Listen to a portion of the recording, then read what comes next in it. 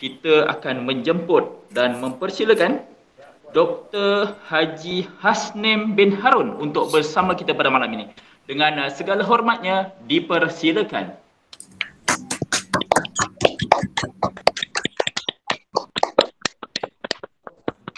Okey, Assalamualaikum warahmatullahi wabarakatuh. Boleh nampak, boleh dengar suara saya?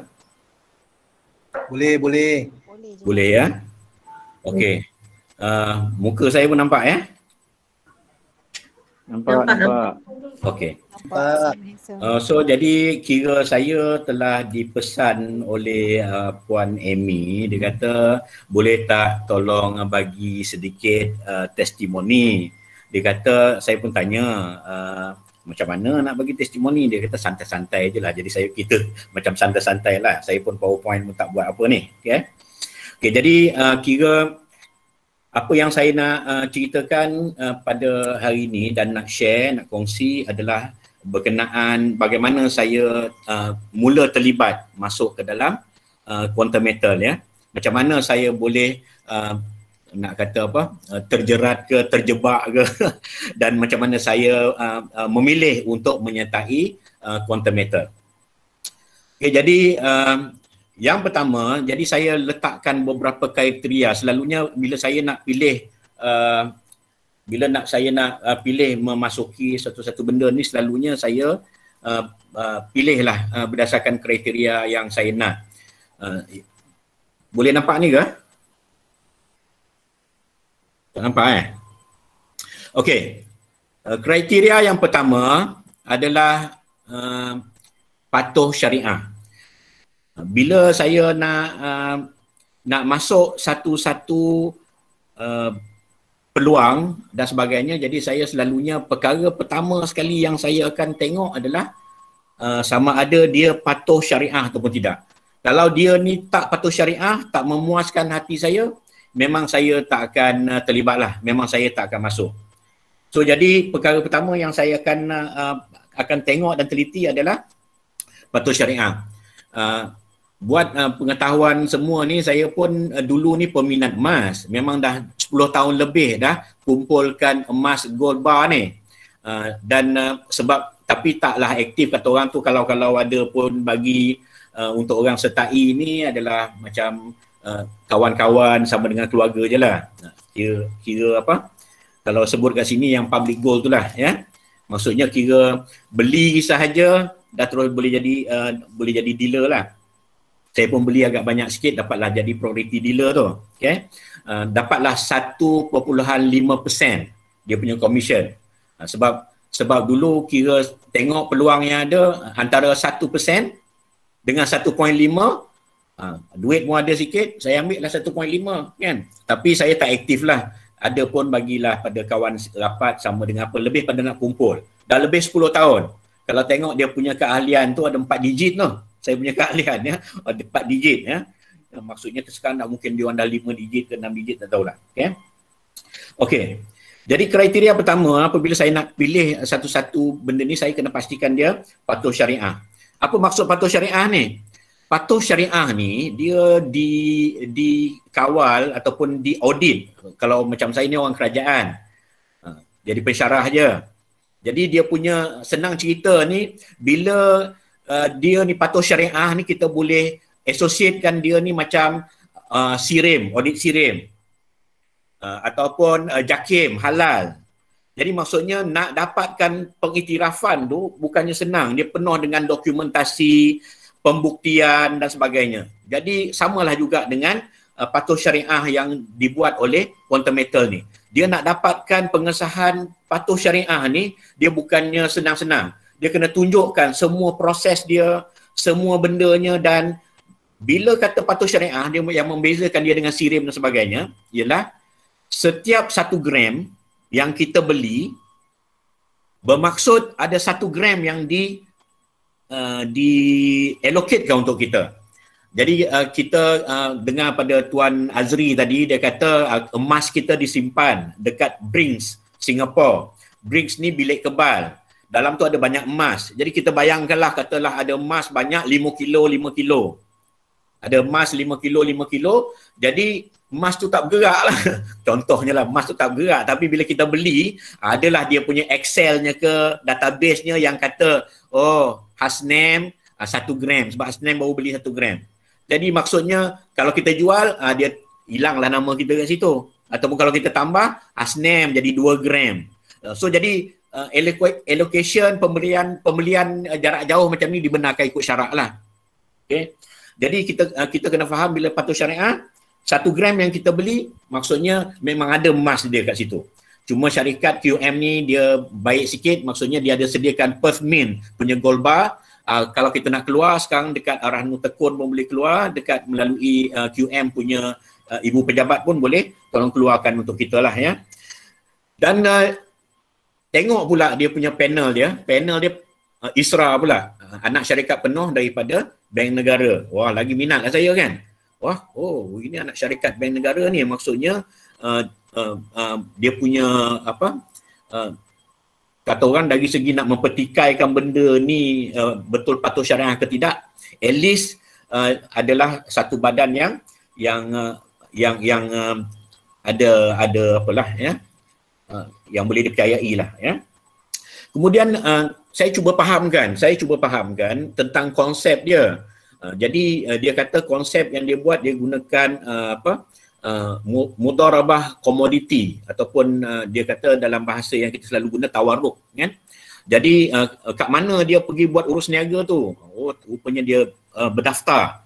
Kita punya QM ni berdaftar sebagai peserta dekat Bursa Suq Al-Sila. Bursa Suq Al-Sila ni dia gunakan mudharabah komoditi, yang mana dia menggunakan platform tu untuk mungkin membuat pembelian dekat London Metal Exchange dan sebagainya lah.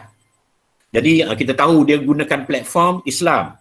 Jadi kita jelas kat situ, jadi kita tak risaulah. Pertama kita dah dapat pengiktirafan ISRA, kita cuba nak fahamkan pula macam mana dari segi dia punya macam mana dia dekat mana dia jual beli tu. Jadi kita tahu dia gunakan Bursa Malaysia yang bahagian perkhidmatan Islam punya, iaitu dia menjadi Bursa Suq Al-Sila.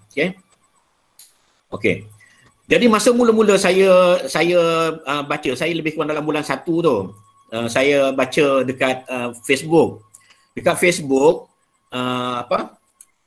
saya pergi tengok dekat Facebook, adalah keluaran cerita mula kan, Quantum Metal ni mula-mula tak berapa peduli. Dah 2-3 hari tu tengok dah keluar banyak lah juga, dah berulang lah 2-3 kali. Saya pun kira pergi dapatkan tanyalah. Saya punya introducer ni Encik Syukri, ya, Encik Syukri daripada Terengganu. Jadi pergi tanya dia WhatsApp sebab ada benda yang sebab bila saya tengok dia punya produk, dia kata dia ada akaun simpanan. Bagi saya biasalah. Saya pun banyak masuk Hello Gold pun saya masuk, Public Gold pun saya pun ada akaun. Apa saya nak kisah benda ni kan. So jadi bagi saya benda ni biasa kan. Jadi kemudian dia kata ada khidmat pajak. Oh, dekat Public Gold pun ada khidmat pajak. Maksudnya bagi saya masih tak ada lah dia punya faktor yang boleh menarik saya tu, sebab benda yang sama lah kan. Jadi kemudian dia kata yang ini boleh ganda 10. Ganda 10 saya kata. Jadi bila dia cerita tu, jadi wah ini lain macam ni saya kata kan. Ini lain macam ni. Sebab bila dia cerita macam tu, saya was-was sebenarnya. Sebab saya dah biasa dengan foreign exchange. Bukan biasa baca lah. Saya tak terlibat dengan foreign exchange sebab dia melibatkan masalah syariah tu. Dia ada, bila sebut leverage dia ada masalah sikit. Dia tentang apa dekat forex dengan saham semua tu. Jadi yang itu yang saya minta bukti pada dia, macam mana you boleh kata benda ni syariah. Dia bagi maklumat ISRA tentang QSA GSA, Gold Storage Account. Saya kata ini account punya semua orang kata patuh syariah ni. Petang baru dia dapat cari kan, dia bagi pada saya. Bila saya tengok je mula terbeliak biji mata, sebab saya tahu bahawa produk gold leverage asset ni ini memang boleh menguntungkan, memang sangat menguntungkan. Cuma kekangan saya tu dari segi syariah tu. Okey. Jadi yang itu adalah kriteria pertama yang saya ambil. Maksudnya kalau tiba-tiba Isra kata untuk tahun ketiga dia kata tak patuh syariah ni, memang saya keluar lah kan. Itu kriteria pertama saya lah ya. Yang kedua, kriteria saya yang kedua adalah adakah benda ni sah di sisi undang-undang. Kriteria kedua yang saya tengok, adakah benda ni sah di sisi undang-undang. Jadi saya pun tengoklah. Saya pun tengok tanya pada saya punya introducer tu, dia berdaftar tak? Oh, dia pun bagilah. Oh, ada dia punya pendaftaran syarikat ni. Okeylah, saya kata. Cina pun Cina lah kan. Yang penting patuh syariah kan. Kemudian ada tanya tengok dia punya alamatnya. Oh, ada dekat Penang kan. Kemudian tengok dia punya status dia sendirian berhad. Oh, ni tak berapa kukuh. Dia tak berapa kukuh sebenarnya sebab sendirian berhad. Sepatutnya kalau dia holding dan sebagainya lagi kuat. Okey, tak apalah saya kata. Dia punya modal berbayar berapa? Rupanya 10 juta aja. Bagi saya ni syarikat sederhana je lah. Bagi saya dia syarikat sederhana je. Sebab kalau saya fikir macam mana kalau saya beli nanti 10,000, dia nak top up dengan saya 90,000, mana dia nak cari duit banyak tu kalau pembeli banyak kan. So jadi dia menimbulkan persoalan pada saya lah dari segi sah di sisi undang-undang dan kekukuhan syarikat tu. So jadi bila saya pergi tanya-tanya, mungkin saya rasa saya ada tanya pada Puan Amy juga. Saya tanya macam mana dia dapat sustain, maksudnya kalau pembeli banyak ni, macam mana dia dapat beli banyak ni? Adalah Puan Amy cerita, dia kata ini mungkin ada macam macam lebih ada macam QM ni mungkin dapat cari pembiaya lah, maksudnya funder lah, macam ada funder dia, maksudnya dia buat kolaborasi dan sebagainya yang bersetuju nak bagi pinjaman bagi setiap pembelian kita tu. Jadi saya rasa kira macam berbuah hati lah tentang benda tu, dan dengarnya pula dia nak daftar dekat Nasdaq dekat USA kan. Jadi kira bagi saya tu semakin banyaklah. Cuma saya berpuas hati ataupun sedikit boleh terima tu, maksudnya kita kalau nak harapkan pada QM saja untuk terima gandakan 9 kali kita punya emas tu, saya rasa tak kukuh tu 10 juta. Tapi saya terimalah keterangan daripada Puan Amy tu, dia kata dia ada lah, maksudnya QM buat kolaborasi pemberi pinjam, adalah pihak lain yang memberi pinjam, maksudnya yang itu boleh terima lah kan, sebab ada pihak yang bagi pinjam dan kita pun bayar 3.5% kan. Okey. Dan kemudian ada apa? Yang ketiga, maksudnya saya dah cerita yang paling pertama sekali saya nak masuk satu-satu benda ialah patuh syariah. Yang kedua, saya nak tengok kekukuhan syarikat dan juga dia sah di sisi undang-undang. Maksudnya saya dah berpuas hati dengan dua kriteria tu, dan kriteria ketiga yang saya tengok, dia ni boleh buat untung tak kan? Buat apa nak masuk kalau tak untung kan? So saya pun tengok boleh buat untung tak. Kalau nak tengok, saya pun tengoklah dia punya produknya yang paling menarik hati saya ni GLA darat 10 lah. Kita modalkan 1, dibagi lagi 9 tambahan kan, jadi untungnya terhadap 10 bahagian. Lepas tu tak payah bayar ansuran. Dapat untung untuk 10 bahagian, tak payah bayar ansuran, bayar 3.5% saja, yang terendah di pasaran. Mana nak dapat pinjam 3.5%? Kalau kita pinjam 1,000, baru RM35 kena bayar kan. Kalau pinjam 1,000 baru RM35. Kalau 100, RM3.50. So jadi mana nak dapat ni? Maksudnya RM35 kalau dah dipinjam 1,000 dah bayar RM35 je. Jadi saya rasa ini kira apa? Kira benda yang boleh untung lah. Jadi saya tengah cerita produk dia boleh menguntungkan tidak, kan? Kemudian saya tengok produk dia satu persatu. Saya tengok GSA. Mula-mula dulu saya kata lebih kurang je macam akaun biasa dekat Hello Go apa semua. Tapi baru saya perasan dia punya harga QM sell, iaitu harga yang dijual pada kita dengan QM buy tu rendah. Maksudnya kalau dekat public gold pun dia untuk yang 10 gram pun dia top up 9%. Kalau yang kat sini dia top up untuk GSA, Gold Storage Account, akaun emas biasa kita tu lebih kurang 7% je.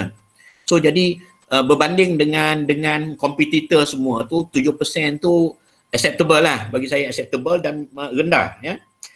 Dan kemudian khidmat pajak dia pun bila saya dah masuk dan saya guna, wow, saya kata sangat menarik sebab dia kalau siapa perasan, siapa yang suka rempit-rempit ni, kita masukkan emas 10 gram, kita boleh pajak, kita boleh pilih sama ada nak masukkan dia terus kepada emas ataupun keluar ke bank. Kalau nak masuk ke emas, kita kena hantar dia pada Gold Eye punya account. Jadi Gold Eye punya account punya number lebih kurang dia adalah sama dengan account untuk holding punya tu, holding inventory punya, GAA punya account tu sebenarnya adalah Gold Eye punya account. Saya tengok sama. Jadi maksudnya bila kita pajak, saya boleh pilih. Kalau dulu saya pajak terus masuk ke account, tapi kalau saya nak terus jadikan emas, dia terus masuk ke My Gold, dan daripada My Gold saya gunakan transfer masuk ke GSA balik. Daripada GSA pajak lagi masuk ke, jadi yang nak buat rempit pun boleh. Itu satu. Yang kedua, dia punya servis sangat bagus. GAA ni saya request pagi, petang dah dapat. Wow, saya kata ini bila saya dah mula rasa tu, saya rasa sebab saya pun ada pajak biasa dekat pejabat pos. Saya pajak ke pejabat pos, dia apa? Macam apalah. Kira macam apa? Yalah, dia punya dia punya upah simpan dia terlalu mahal ya. Dan lebih-lebih lagi lah kalau yang darab 10 dengan darab 5 ni memang hanya 3% dengan 4% je. Darab 10, 3% spread dia, top up dia punya keuntungan tu. Okay? Jadi memang nak dapat, nak jual balik semula tu sangat cepat lah. Okay. Itu yang kalau orang tanya, kenapa engkau minat dengan produk GLA darab 10 ni?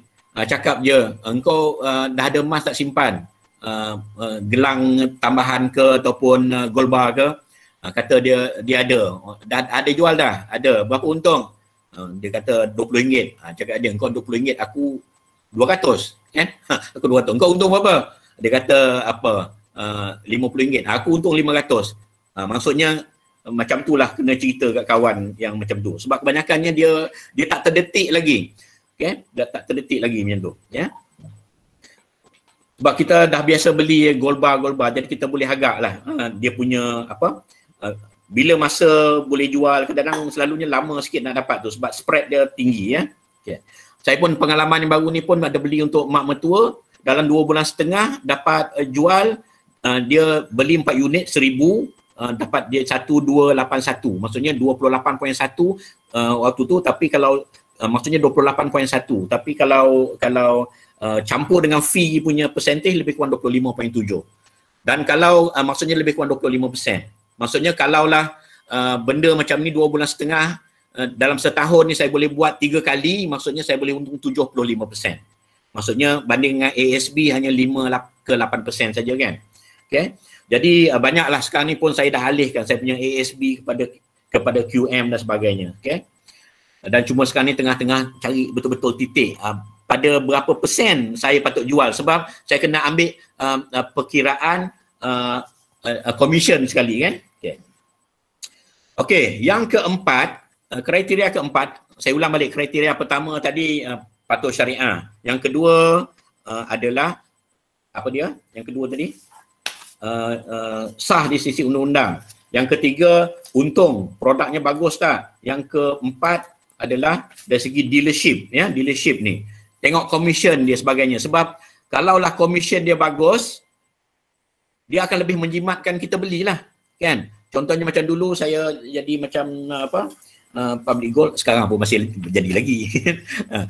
Tapi kira sekarang ni saya untuk public gold saya hanya gunakan untuk buat pembelian ansuran tu, EPP tu. Bila saya nak beli 250 gram contohnya kan, saya bayar 10 kali yang itu.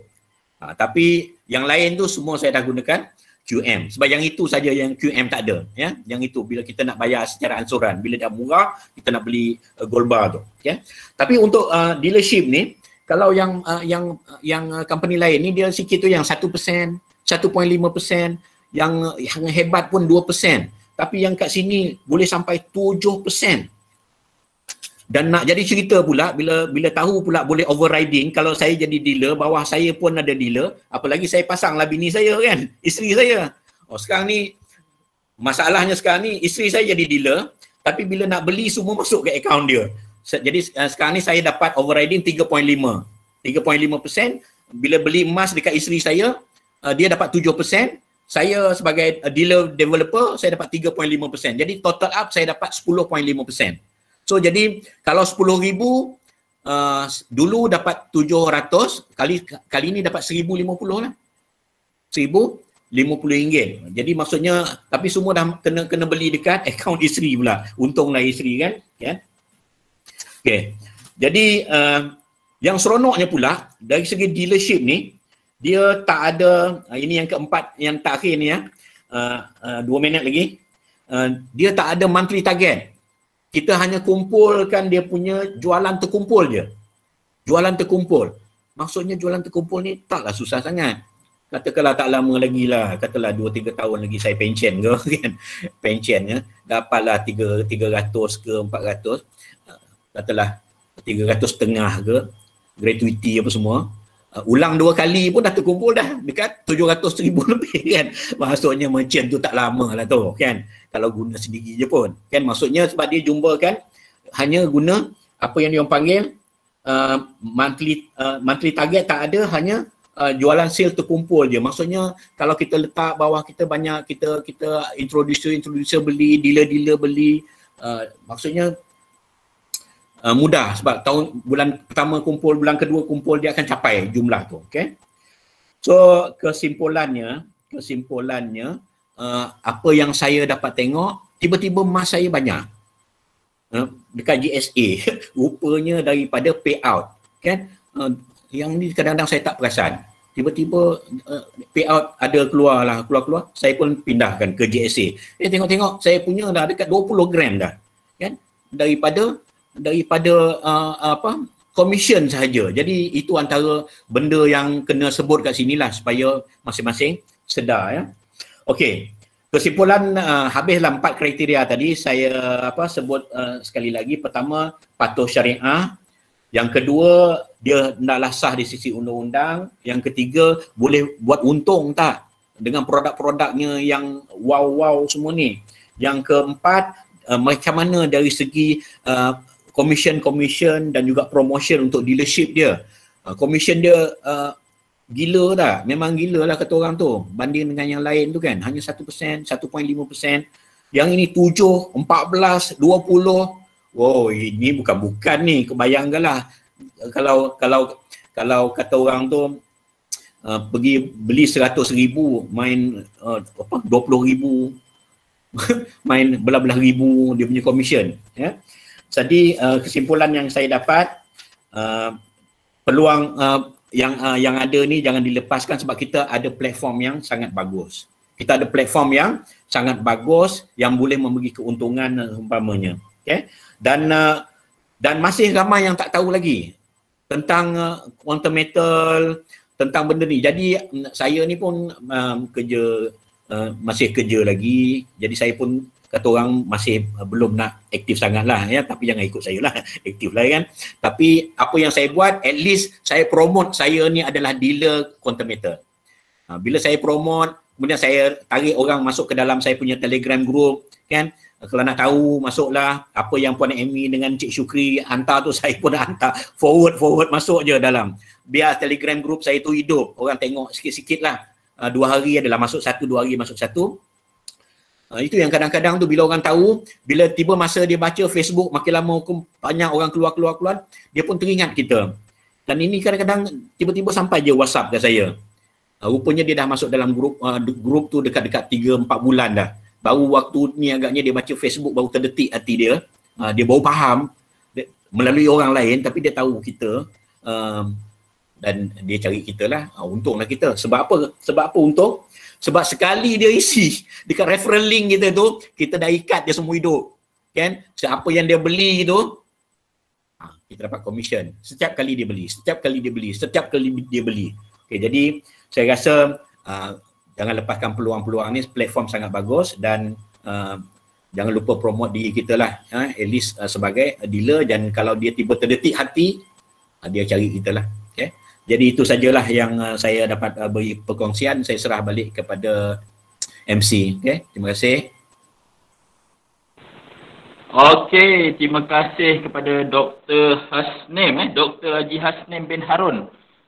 Banyak yang doktor kongsikan, alhamdulillah hari ini memberi manfaat kepada kita semua. Pertama, doktor kata produk kita patuh syariah. Yang kedua, sah di sisi undang-undang.